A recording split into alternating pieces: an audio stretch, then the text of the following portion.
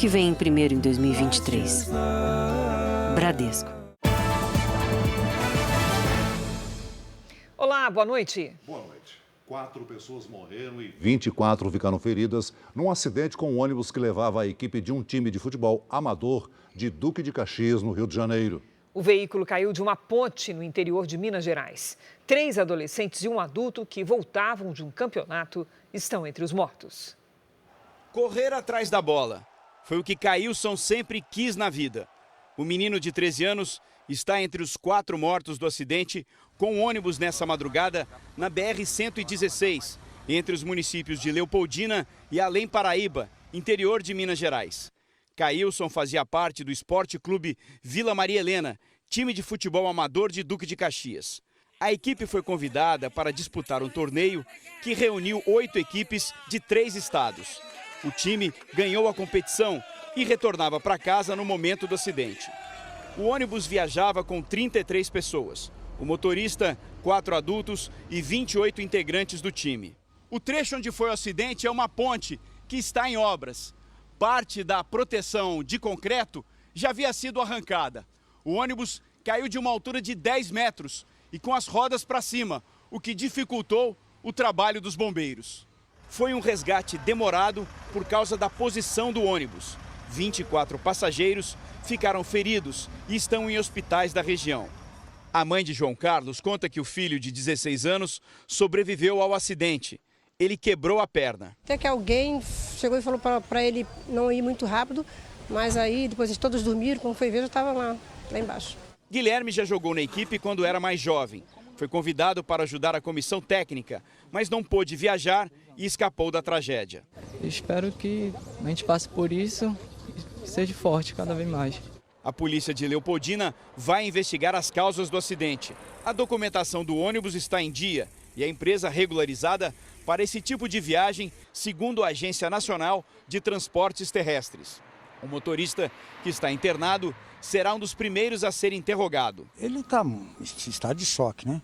Ele alega que tinha um outro veículo fazendo uma ultrapassagem e isso fez com que ele desviasse para a direita e caísse essa altura aí. Em nota, a direção do Duque de Caxias Futebol Clube lamentou o acidente e se solidarizou com os atletas, amigos e familiares. Ainda suspendeu as atividades da semana e decretou luto de 7 dias. As reclamações sobre golpes com o Pix têm crescido no Procon de São Paulo, que alerta. Por ser um método de pagamento instantâneo, é preciso redobrar a atenção antes de realizar a transferência. A chance da vítima recuperar o dinheiro depois de ser enganada é pequena. Entre muitas ofertas na internet, esta mulher, que não quer mostrar o rosto, encontrou a mala que procurava. O preço já estava bom e ficava ainda mais barato se ela pagasse por Pix. Eu tinha mais 15% de desconto. Quando o prazo de entrega acabou e a mala não chegou, ela descobriu que a loja virtual não existia mais. Passou um mês, a mala não chegava, eu não recebi nenhum e-mail de que estava a caminho, código de rastreamento. Quando eu percebi, foi pesquisar, eu tinha caído em um golpe. E não foi o único prejuízo. Um mês depois, ela procurava um apartamento para alugar. Recebeu por mensagem uma oferta e gostou tanto da descrição do imóvel que aceitou antecipar o valor de um aluguel para reservar a unidade. Era outro golpe. Foram quase R$ 1.850 só de golpes de Pix. Em poucos segundos, a transação é concluída pelo celular. A praticidade que o Pix trouxe para a nossa vida fez o serviço se tornar em pouco tempo a forma de pagamento mais usada pelos brasileiros. Superou os cartões de crédito, de débito, os boletos e outros tipos de transferências bancárias. Ao mesmo tempo, nas armadilhas que os golpistas armam para enganar as pessoas, virou o jeito mais rápido de receber e desviar o dinheiro das vítimas. O Pix é instantâneo e quando o dinheiro cai na conta do criminoso, pode ser sacado ou desviado logo para outras contas. É um método que dificulta que o banco consiga fazer o rastreamento e a reparação da vítima. O Banco Central já anunciou medidas para inibir fraudes com o uso de contas em nome de laranjas. Mas o primeiro cuidado para evitar os golpes é do correntista. Se você faz o pagamento via Pix, o dinheiro some na hora. Então é importante garantir que a compra está sendo feita num local seguro, que o site tem um certificado de segurança, que aquele site tem uma boa reputação, na medida do possível pesquisar se aquele site, aquela empresa não tem outras reclamações registradas. Eu poderia ter evitado, mas como eu não tinha conhecimento do profissionalismo deles, eu acabei caindo, eu fui uma vítima fácil. Veja agora outros destaques do dia. Procuradoria-Geral da República denuncia mais 225 pessoas por participação nos atos de vandalismo. A Alemanha anuncia doação de mais de R$1 bilhão para ações ambientais e povos indígenas. Nossos repórteres acompanham o trabalho do Exército para salvar os Yanomamis. Criminosos usam lençóis e aproveitam queda de energia para escapar de presídio do Rio de Janeiro. Defesa de Daniel Alves entra com pedido de liberdade provisória para o jogador. Na série especial, como as motos são ao mesmo tempo alvo preferencial de roubo e também instrumentos do crime.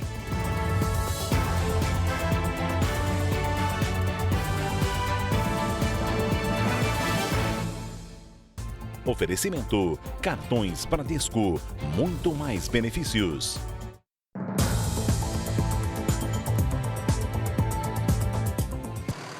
Em Goiás, o Corpo de Bombeiros segue na busca pelo turista americano que desapareceu numa cachoeira na Chapada dos Veadeiros. O grupo foi surpreendido pelo fenômeno conhecido como cabeça d'água, um aumento repentino do volume d'água por causa do excesso de chuva. E hoje, temporais voltaram a atingir Goiânia. A enxurrada cobriu o carro e deixou em pânico 2 mulheres. Joga a corda! Um grupo aparece para ajudar. As 2 são resgatadas. O flagrante aconteceu numa das principais avenidas de Goiânia. Os temporais provocaram estragos. Córregos transbordaram. Ruas e casas ficaram alagadas. Um motociclista foi arrastado pela enxurrada. Ele vai cair na ponte! Ele segue desaparecido. Em uma das principais praças da cidade, 7 carros ficaram destruídos após árvores caírem. Uma feira era montada no local. 5 pessoas se feriram. Janeiro ainda não acabou, mas aqui em Goiânia já choveu mais do que a média dos últimos anos para o mês. Em todo o estado, a situação é parecida. Muita chuva e temporais típicos do verão. Em Alto Paraíso, na região da Chapada dos Veadeiros, a 400 quilômetros de Goiânia, continuam as buscas na região da Cachoeira Raizama. Desde sábado, o turista norte-americano Raul Jimenez, de 30 anos, está desaparecido. Ele estava com outros 4 estrangeiros neste ponto do rio São Miguel. O grupo foi surpreendido por uma cabeça d'água, quando a chuva na cabeceira do rio faz com que o volume d'água aumente repentinamente. Um dos turistas ficou ilhado por horas, mas foi resgatado. Os outros 3 conseguiram escapar. Raul foi arrastado pela correnteza. Drones ajudam a mapear a região. As chuvas também dificultam os trabalhos de resgate. Havia o risco de uma nova cabeça d'água e isso coloca em risco a vida dos mergulhadores. De acordo com o clima, nós vamos avançando ou não nessa atividade. A polícia prendeu um homem suspeito de estuprar e matar uma jovem em Teresina. A jovem foi morta durante uma festa dentro da universidade. Janaína da Silva Bezerra, de 22 anos, era estudante do 4º ano de jornalismo. Na última sexta-feira, ela foi a uma festa na Universidade Federal do Piauí. De acordo com testemunhas, a jovem foi vista pela última vez com Tiago da Silva Barbosa, estudante do mestrado em matemática da instituição.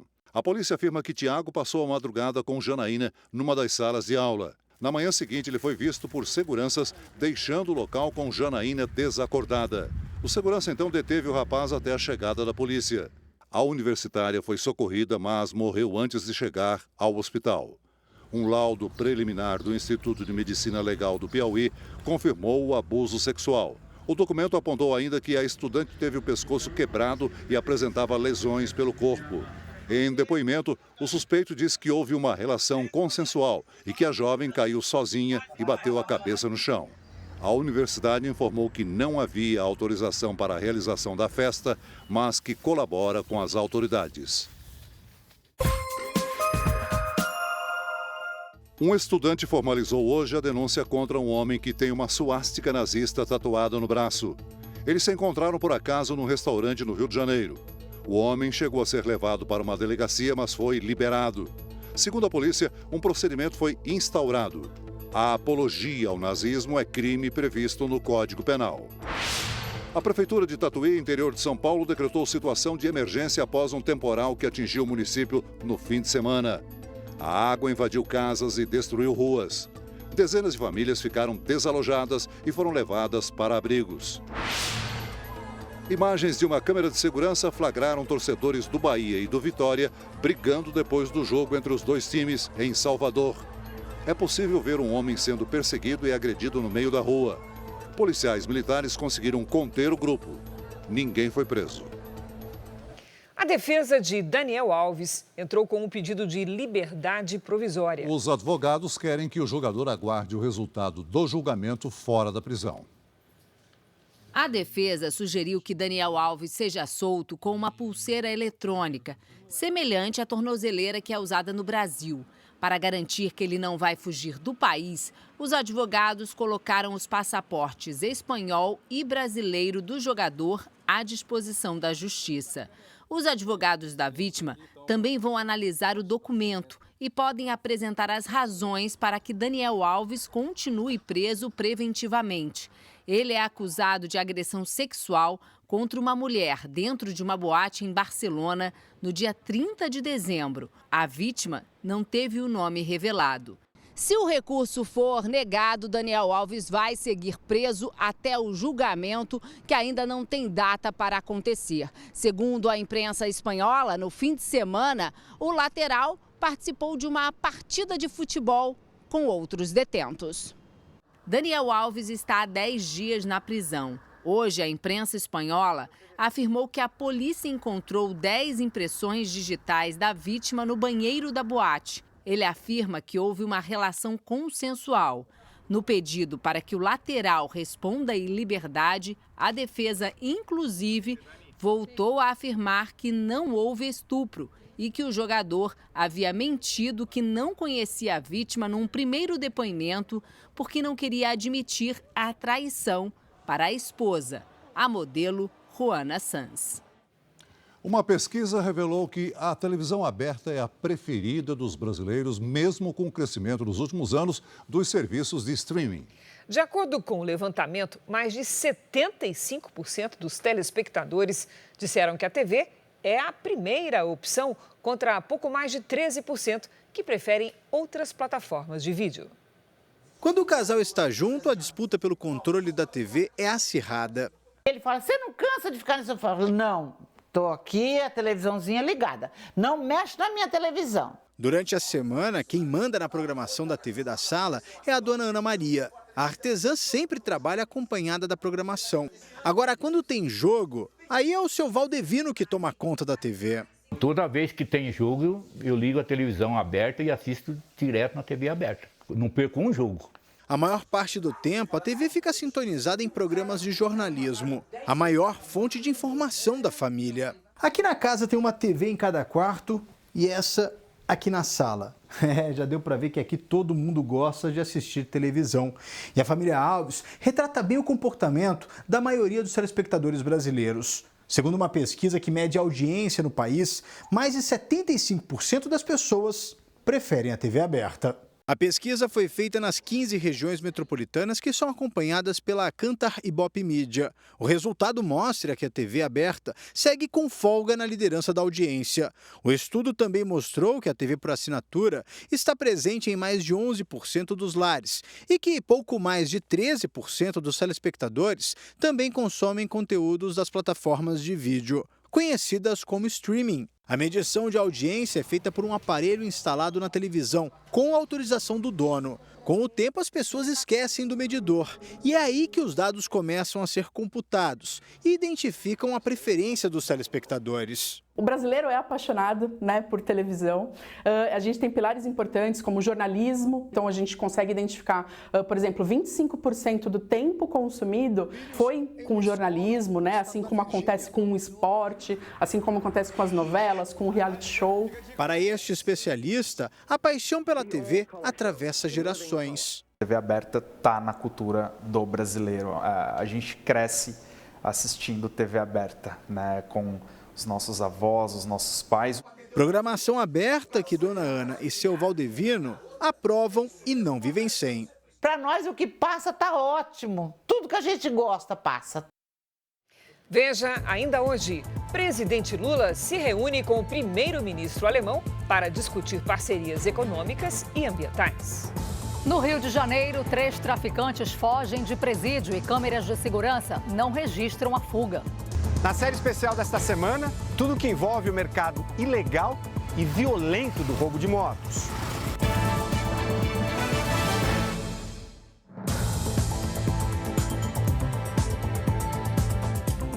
O ministro da Fazenda, Fernando Haddad, teve hoje um encontro com empresários de São Paulo. O setor cobra do governo empenho por uma mudança ampla nos impostos, por meio da reforma tributária.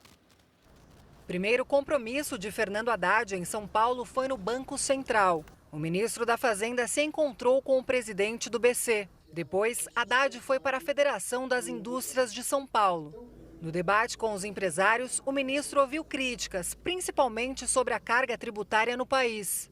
O presidente da Fiesp fez um relato de como a indústria encolheu nos últimos 40 anos. A indústria de transformação vem perdendo espaço na economia. Nós já tivemos 27%, 28% do PIB e hoje temos 11%. O Brasil também deixou de crescer. Nós estamos há 4 décadas patinando. Se nós tivéssemos crescido a média mundial nessas últimas 4 décadas, o nosso PIB per capita hoje seria o de Portugal, quase 22 mil dólares per capita, e não 7, 8 mil dólares que nós estamos hoje.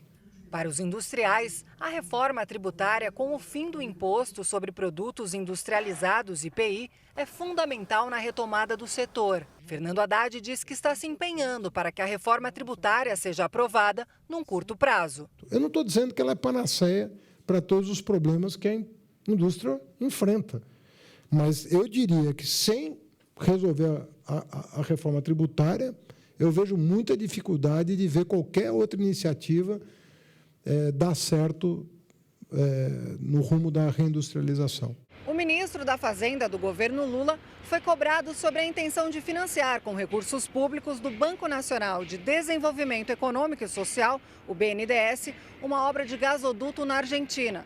País que enfrenta, além do descrédito internacional por calotes no passado, uma grave crise econômica. Não vejo como isso pode contradizer. Sabe, acho que a gente pode, em alguns casos específicos, como é o caso do potássio, como é o caso do gás argentinos, a gente pensar em parcerias que somem para os dois países sem criar nenhum tipo de conflito, até porque são projetos sustentáveis do ponto de vista econômico, que eventualmente nem precisem de financiamento de banco público.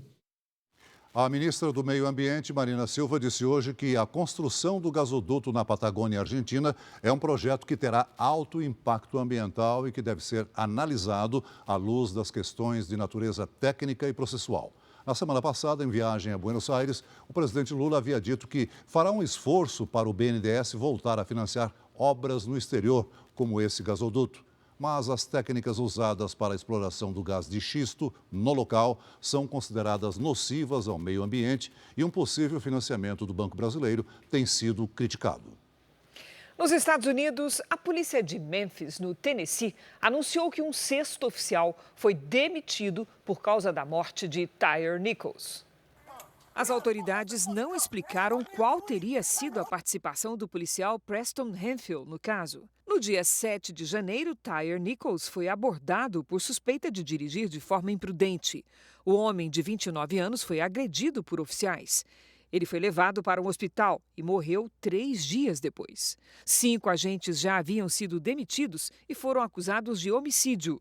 Depois da divulgação dos vídeos da abordagem, a Unidade Especial de Combate à Criminalidade, onde eles trabalhavam, foi fechada permanentemente. Uma investigação federal de direitos civis sobre a morte de Tyre Nichols está em andamento.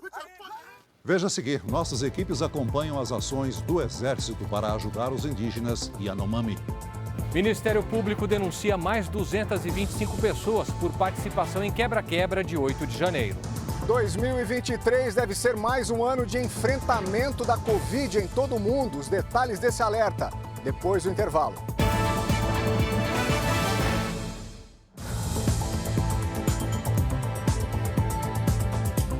Três suspeitos de fazer parte de uma quadrilha especializada em invadir galpões de empresas foram presos em flagrante em São Paulo. Eles eram monitorados pela polícia e foram interceptados depois de furtarem uma carga avaliada em R$1,5 milhão. Os policiais do departamento que investiga o crime organizado interceptaram a quadrilha numa das vias mais movimentadas de São Paulo. Os três suspeitos foram presos em flagrante. Eles tinham acabado de roubar esta distribuidora de produtos de beleza em Campinas, interior do estado. Para chegar ao imóvel, eles primeiro arrombaram um comércio vizinho. Aqui é a porta do escritório. Eles entraram, que é esse buraco aqui que eles fizeram, e eles abriram um outro buraco aqui para dar acesso à loja, ó. E aqui é o buraco que eles fizeram. São 2 paredes de concreto, eles quebraram. A quadrilha levou uma carga avaliada em R$1,5 milhão. Eles são tão preparados e especialistas que eles escolheram os produtos, os perfumes mais caros e abandonaram os mais simples. Então eles fizeram essa seleção de mercadoria. A polícia já vinha monitorando os passos dessa quadrilha, por isso conseguiu fazer o flagrante logo após o furto milionário. Os suspeitos já vinham praticando esse mesmo crime na capital paulista, interior e também em outros estados. São Paulo não é fronteira, então eles vão para outros estados próximos, efetuam os furtos e trazem a mercadoria para São Paulo. Câmeras de vigilância gravaram um dos furtos no começo do ano. Foi em Sorocaba, interior de São Paulo. A quadrilha estava com o mesmo veículo usado no furto desta madrugada. O alvo da polícia agora é quem compra a mercadoria furtada. As câmeras da penitenciária, de onde 3 traficantes fugiram no Rio de Janeiro, estavam desligadas. De acordo com os agentes de plantão, uma queda de energia impediu o funcionamento das câmeras. Entre os foragidos está o criminoso apontado como um dos mais perigosos do estado. As visitas foram suspensas na penitenciária Lemos Brito, conhecida como Bangu 6, na zona oeste do Rio. 15 detentos foram transferidos para Bangu 1, o presídio de segurança máxima do complexo penitenciário de Jericinó, o que deixou os familiares dos presos revoltados. Todos os familiares sem notícia até agora, sem saber o que está acontecendo lá dentro. 3 presos fugiram na madrugada de domingo. Entre eles, Jean Carlos Nascimento dos Santos, o Jean do 18, considerado um dos traficantes mais perigosos do estado. Eles usaram pedaços de lençóis e madeira para improvisar uma escada. A polícia fez buscas na Vila Vintém, comunidade próxima à penitenciária, para checar um possível esconderijo dos criminosos. Houve troca de tiros entre PMs e traficantes. Um suspeito foi ferido e levado ao hospital. Uma submetralhadora, munição e drogas foram apreendidas na operação. Segundo os inspetores de plantão, a fuga aconteceu na hora de uma chuva forte, que teria provocado a queda no fornecimento de energia e comprometido o sistema de monitoramento das câmeras de segurança. A Secretaria de Administração Penitenciária diz que a energia foi restabelecida pouco depois por meio de um gerador, mas não informou quanto tempo durou o apagão. 7 inspetores da Polícia Penal estavam de plantão e foram afastados. De acordo com a Secretaria, não estão descartadas as hipóteses de negligência ou facilitação. Além de Jean, fugiram do presídio Lucas Apostólico da Conceição, com 8 anotações criminais por roubo e associação criminosa, e Marcelo de Almeida Farias Sterck, condenado por matar uma mulher. Em 2013, Jean, apontado como chefe do tráfico do Morro do 18, na Zona Norte, comandou uma invasão ao Fórum de Bangu para tentar resgatar outros criminosos. Houve tiroteio. Um PM e uma criança de 8 anos morreram. 3 anos depois, ele ainda mandou matar o próprio advogado e agora está de volta às ruas. 47 crianças Yanomamis estão internadas no único hospital infantil de Boa Vista e 9 delas estão na UTI. As principais causas são pneumonia, malária e desnutrição. Muitos indígenas que adoecem dentro da reserva primeiro recebem assistência médica do Exército para só depois serem transferidos à capital. Nós acompanhamos com exclusividade uma das ações de ajuda ao povo Yanomami. Uma imagem que traz esperança. São alimentos para quem enfrenta uma crise de saúde que já tirou a vida de quase 600 crianças Yanomamis desde 2019. O Jornal da Record acompanhou com exclusividade o Exército Brasileiro numa missão de ajuda à maior reserva indígena do país. Nós estamos embarcando agora no helicóptero do Exército. Daqui vamos voar até Surucucu, centro da terra indígena, onde vamos ver de perto a situação grave que os Yanomamis estão enfrentando. O território tem cerca de 10 milhões de hectares. São 371 comunidades. Em 30 anos de demarcação, a região vive o pior cenário de devastação ambiental, causado principalmente pelo avanço do garimpo ilegal. Nossa primeira parada é no Pelotão Especial de Fronteira, dentro da reserva. Tem sido uma situação muito desafiadora, mas ao mesmo tempo uma situação muito gratificante, da gente poder estar fazendo a nossa parte. Levantamos voo até uma das aldeias onde há Yanomamis desnutridos e diagnosticados com doenças como malária e pneumonia. A cesta que a indígena segura tem o que restou de arroz. Gilberto é um dos poucos Yanomamis que falam português. As nossas crianças estão morrendo de fome.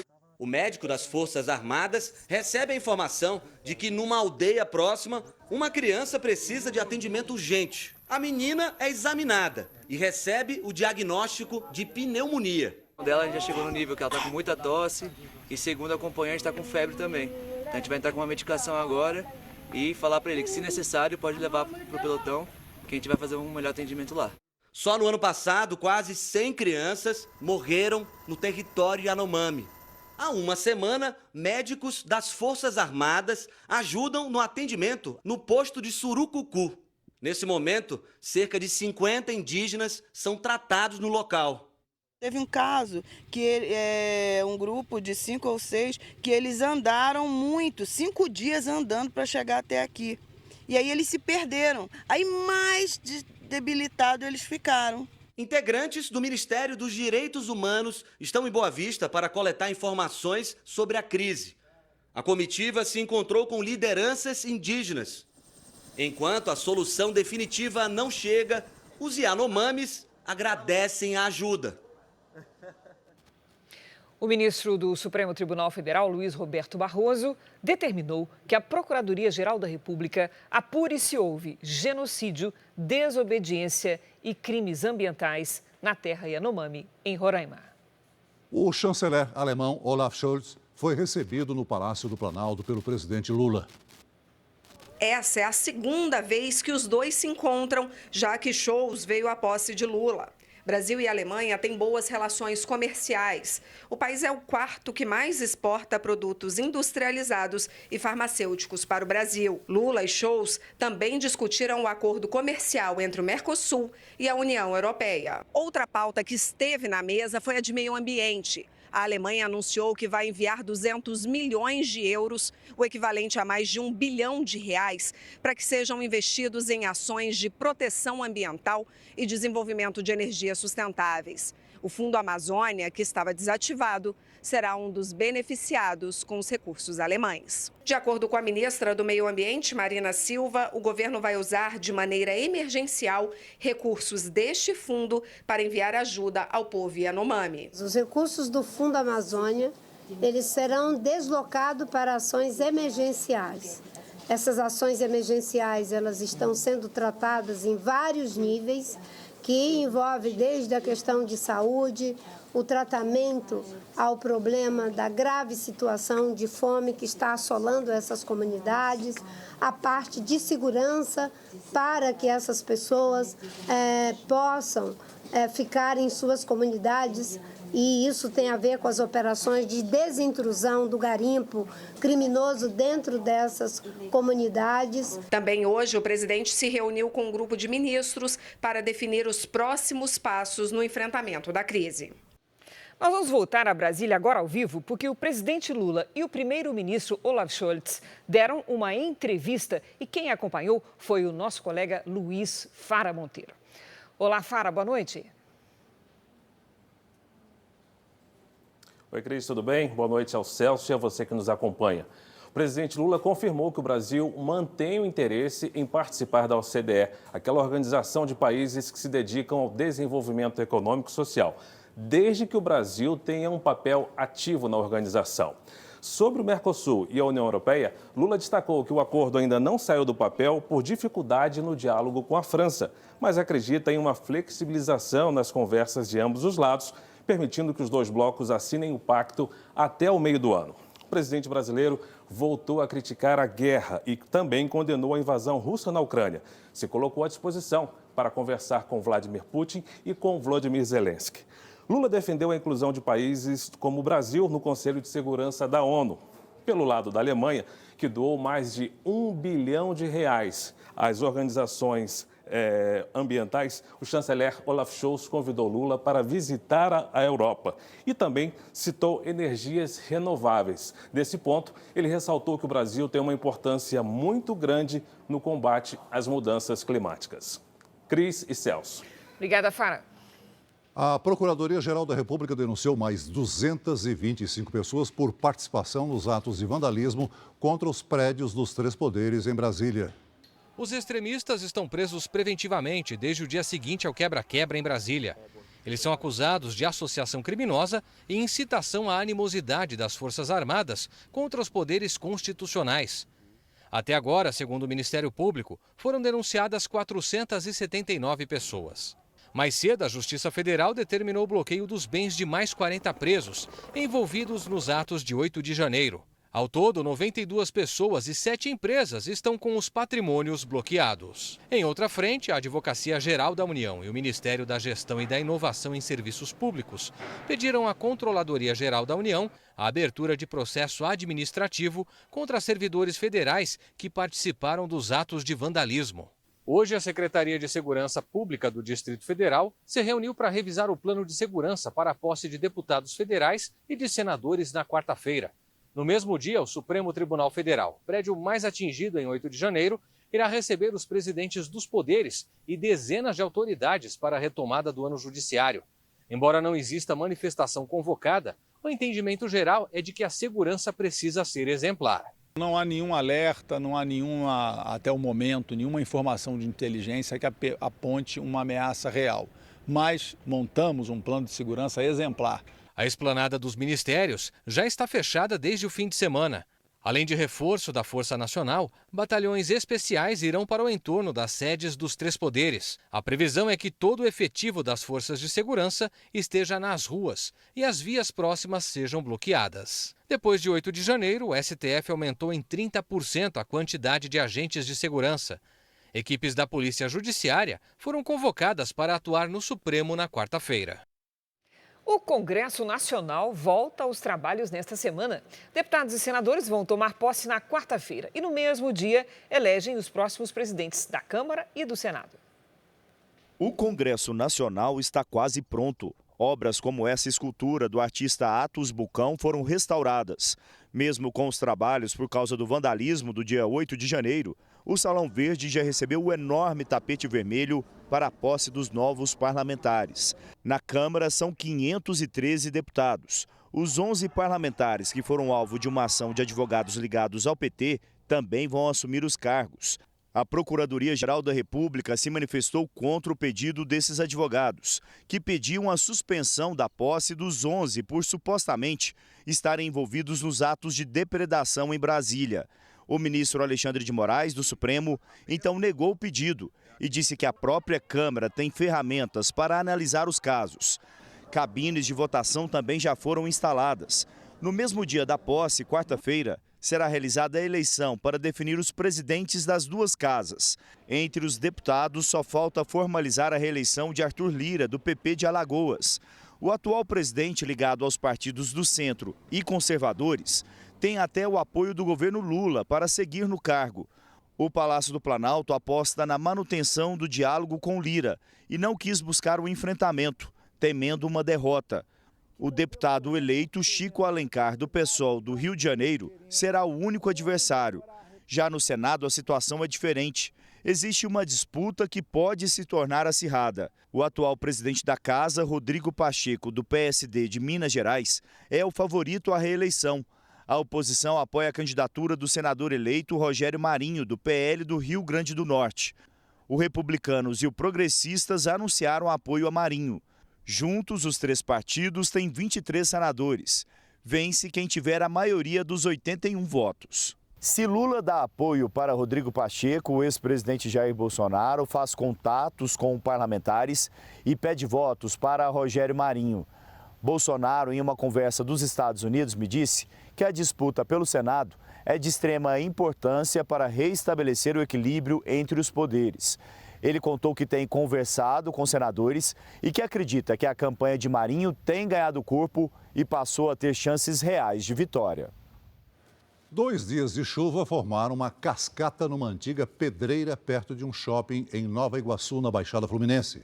As imagens mostram uma grande quantidade de água escorrendo pela área, onde já funcionou uma pedreira.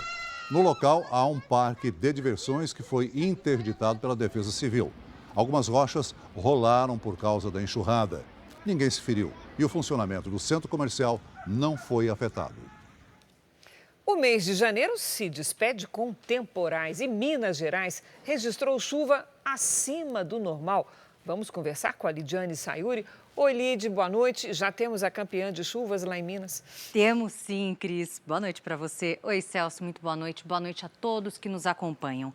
A cidade de Carmópolis de Minas, em Minas Gerais, registrou 640 milímetros acumulados, mais que o dobro do esperado para o período.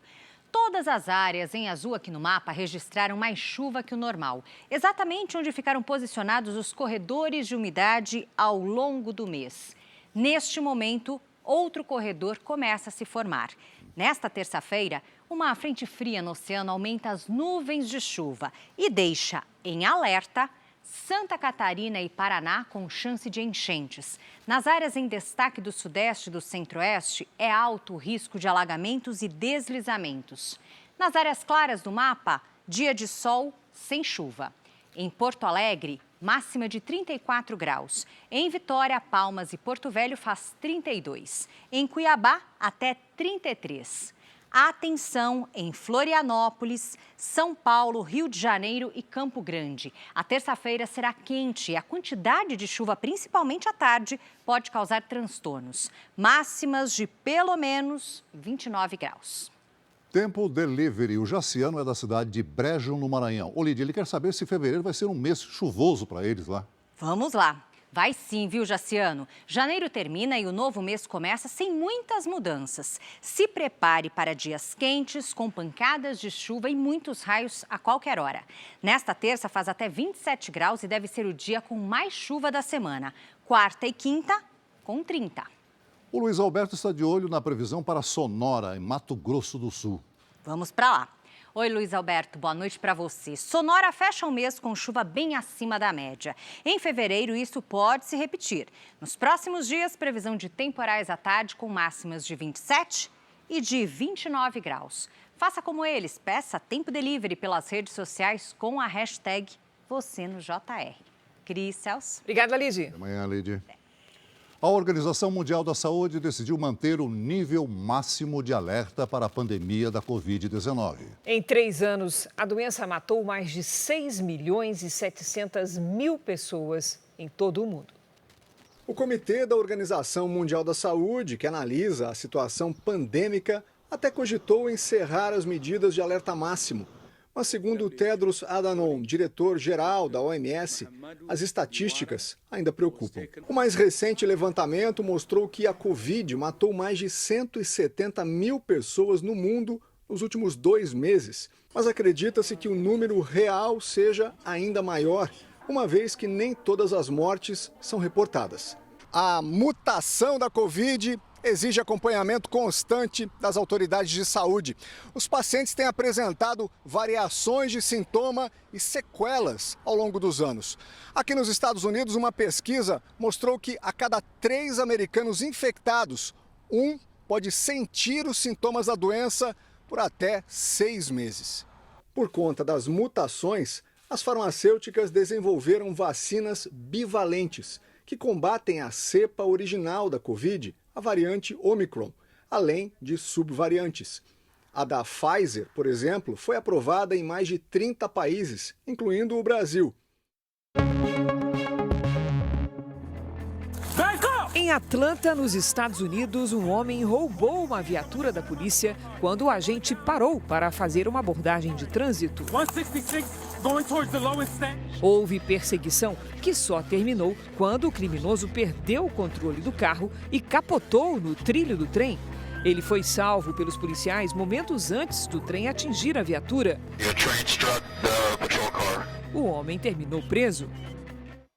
Ao menos 61 pessoas morreram e mais de 100 ficaram feridas em um ataque contra uma mesquita no Paquistão.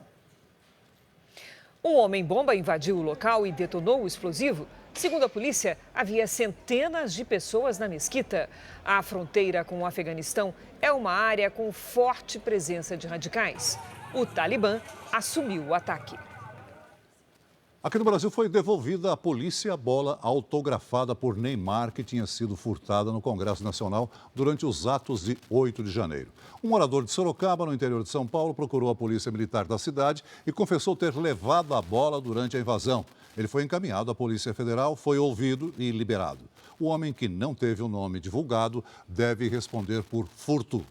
A bola assinada por Neymar e outros jogadores do Santos havia sido um presente ao então presidente da Câmara, Marco Maia, em 2012, em razão do centenário do clube.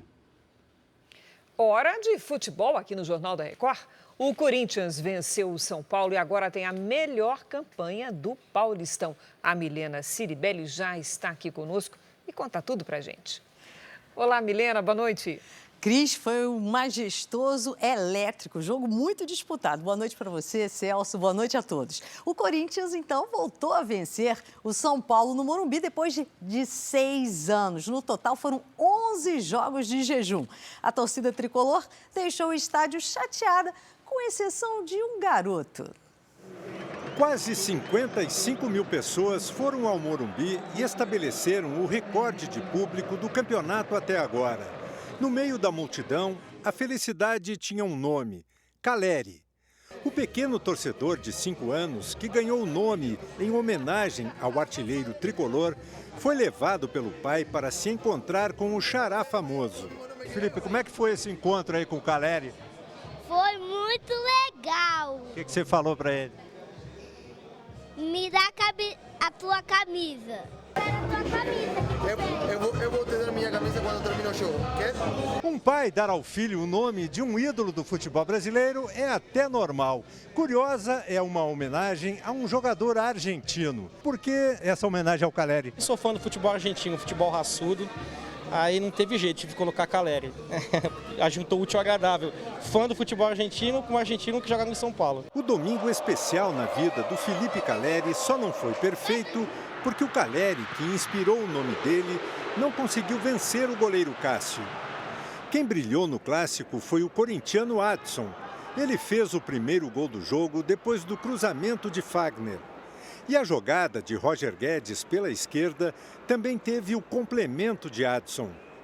Luciano ainda marcou para o tricolor num chute colocado no canto. Corinthians 2, São Paulo 1. E fim de um tabu de quase 6 anos sem vitória do Corinthians no Morumbi. Para o pequeno Caleri fica a lição que o esporte traz. Tem que aprender que o time também perde, né? Lição dura, mas que não apaga a felicidade de levar para casa a camisa do ídolo. Que alegria, esse ganhou presente. Bom, você já sabe, todos os detalhes do Paulistão 2023 você acompanha no r7.com. E quarta-feira tem Mirassol e Palmeiras às 9h30 da noite, aqui na tela da Record TV. Estaremos juntos. Boa noite, Cris. Valeu, Milena. Valeu. Mais de 1.300.000 motos novas foram para as ruas do Brasil no ano passado. É um tipo de veículo mais barato que vem ganhando mercado no país, também pela agilidade. Por outro lado, as motos são alvo fácil de furto e roubo e acabam usadas para cometer crimes. É o que você vai ver no primeiro episódio da nossa série especial.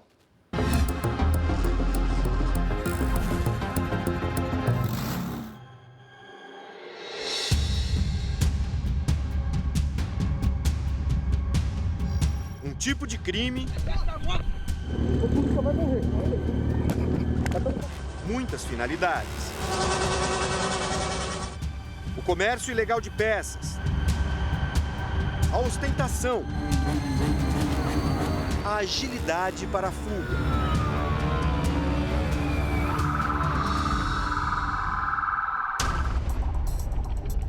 Um casal de jovens caminha pela rua na zona sul de São Paulo, pouco depois das 10h30 da noite. Um motoqueiro com uma bolsa térmica nas costas, simulando ser entregador de comida, encosta já com a arma apontada para os dois. A primeira reação é correr, mas rendido, o rapaz entrega a sacola que carrega antes de tentar fugir novamente. O primeiro tiro disparado é para o alto. O casal para e o jovem se ajoelha. O ladrão pega o celular dele e se dirige para a garota. O rapaz pula na frente da namorada. São 4 disparos. E mais uma vida interrompida pela violência urbana brasileira.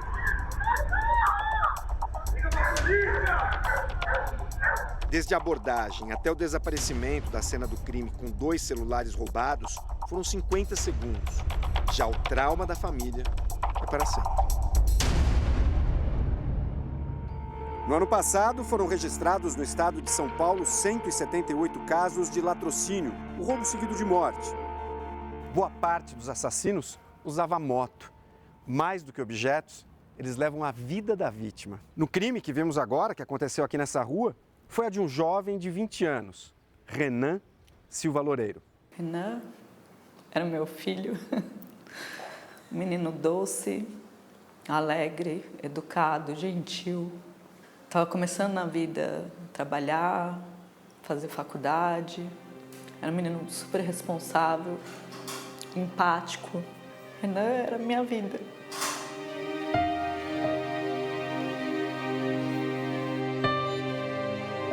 A namorada que Renan tentou proteger estava grávida. A mãe dele também. Faz 9 meses, né, do ocorrido. Não tem um dia que eu não chore pelo meu filho. Mas assim, primeiro foi de revolta, raiva. 3 dias antes eu descobri que eu estava grávida, né, do João. As pessoas ficavam tão felizes que viam nisso. Nossa, que bênção! E eu ficava com raiva, que era o meu filho de volta. Eu não conseguia realmente ver o que eu vejo hoje. É mais uma pessoinha para eu amar. Ao mesmo tempo, me traz certo temor, que é mais uma pessoinha para eu amar, que eu posso perder também.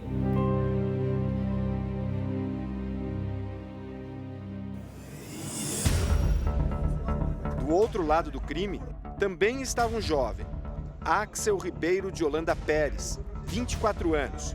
Foi preso 4 dias depois em uma comunidade da capital paulista. Ele confessou tudo e aguarda o julgamento na cadeia. Desde a infância, Axel tinha problemas com a polícia. O Axel ele tem registros de ocorrência dele desde os 11 anos de idade, né? Então, desde criança, ele cometia roubos aí. E aí, na investigação, Fora o latrocínio, a gente identificou ele por mais 4 crimes. A arma, a bolsa térmica e as roupas usadas pelo acusado foram apreendidas. Sua moto desapareceu. A polícia não conseguiu identificá-la. Os investigadores acreditam que, como em muitos outros casos, ela tenha sido o resultado de um outro crime. Este vídeo, de 4 meses antes da morte de Renan, mostra o roubo de uma moto igual à usada pelo acusado de matar Renan. Segundo a polícia, Axel é o que está na garupa da outra motocicleta e aponta uma arma para o casal. Ele usa uma mala térmica idêntica à que estava no outro crime. Revista o homem e leva a moto embora. Falar a verdade, você não gosta de ficar vendo, porque dá uma sensação muito de tristeza, né? Você fica perturbado, né? Você vê aquela cena ali, né? De aquela arma apontada na sua cara, correndo o risco de dar um tiro em mim ou na minha esposa mesmo, né? Então, fica aquela insegurança, né? Para a vítima do roubo, é um choque saber que a moto dele pode ter sido usada em um assassinato. Me passa, assim, uma tristeza muito grande, né? De saber, poder imaginar que a minha moto, que eu comprei com tanto sacrifício, né? Utilizava ela para me locomover, hoje está servindo, talvez, servindo para cometer crimes, né? Tirar vidas de pessoas, né? Isso aí é uma sensação muito triste, né, pra gente, né?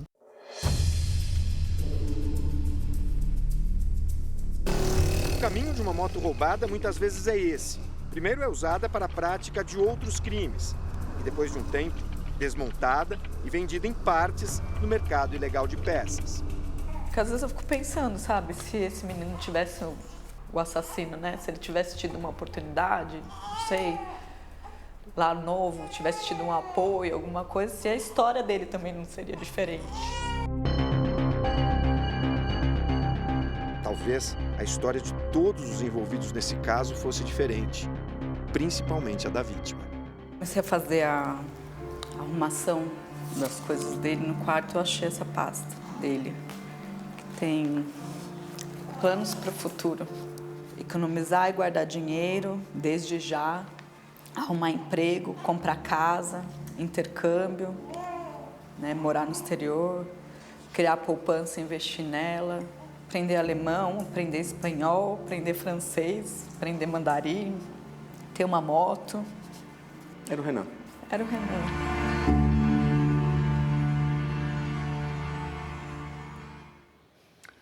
Essa edição termina aqui e à 00:30 tem mais Jornal da Record. Fique agora com a novela Jesus e logo depois, comemorando os 70 anos da Record TV, tem a volta de Vidas em Jogo e em seguida, o último episódio da série A Lei e o Crime. Ótima noite para você. Boa noite.